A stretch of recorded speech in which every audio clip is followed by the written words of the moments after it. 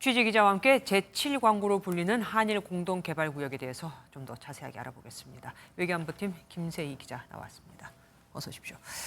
김 기자, 7광구가 어떤 곳인지 궁금합니다. 지난번에 6월인가요? 정부가 발표했던 대왕고래 프로젝트, 이거랑은 다른 거죠? 네, 좀 다른 겁니다. 이제 대한민국이 관할하는 해저에는 8개의 광구가 있는데 그중 7번째 대륙붕을 의미합니다. 7광구는 우리나라로는 제주도 마라도 인근, 일본으로는 나가사키현의 섬 인근에 있는데요. 대륙붕 자체가 해저 200m 깊이에 있어 석유나 천연가스가 매장됐을 가능성이 있다고 알려집니다.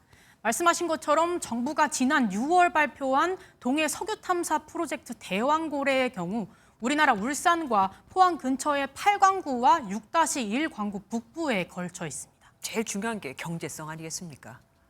네, 7광구 경제성 현재로서는 조금 파악하기는 어렵다고 합니다. 직접 열어보지 않았기 때문인데요. 그렇죠.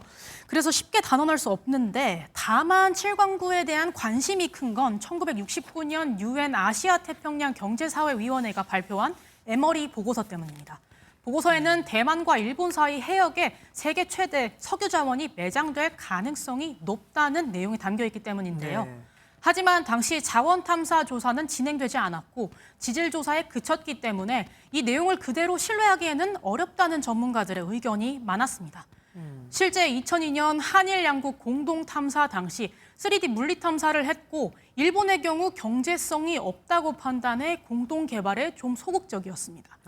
한국 정부는 현재까지 이루어진 탐사 결과만으로는 경제성을 판단하기 어렵고 협정을 연장해 경제성에 대한 조사를 다시 진행해보자는 입장입니다. 그런데 이제 곧 50년이 되잖아요. 그럼 네. 일본이 이 협상 종료를 통보할 수 있게 됩니다. 만약에 협상 종료를 통보해 오면 그 뒤는 어떻게 되는 겁니까? 네, 맞습니다. 한일 남부대륙붕 공동개발 협정은 2028년 6월 22일에 종료되는데 3년 전에 양쪽에서 통보만 하면 언제든 종료될 수 있습니다. 네. 협정이 사라지면 국제법에 따라 수역이 한일 양국의 주장이 겹치면서 해양 경계 미획정 구역으로 남게 됩니다. 외교부 관계자는 이런 경우 어느 한국파가 일방적으로 개발을 하거나 해양 경계선을 긋는 일은 발생할 수 없다고 단언했습니다. 서로 협정이 종료가 되면 일정 수위 이상은 못하는 정도, 예를 들어서 시추 같은 것들은 국제재판소에서 관할권 주장이 중첩되는 수역에서 하지 말라라고는 행위. 일각에서 우려하는 대로 일본이 협정을 종료한 뒤 일방적으로 채굴을 해서 석유 개발을 하는 행위는 바로 국제법 위반이 될 수 있다는 의미입니다. 그래서인지 이 문제가 한일 관계에 악영향을 줄 수 있다 이런 얘기도 나오더라고요. 네, 맞습니다. 하지만 당장 일본이 협정 종료를 선언해서 한일 관계를 악화시킬 가능성은 높지 않다는 분석이 좀 많습니다. 그래요. 내년은 한일 국교 정상화 60주년이 되는 해인데요.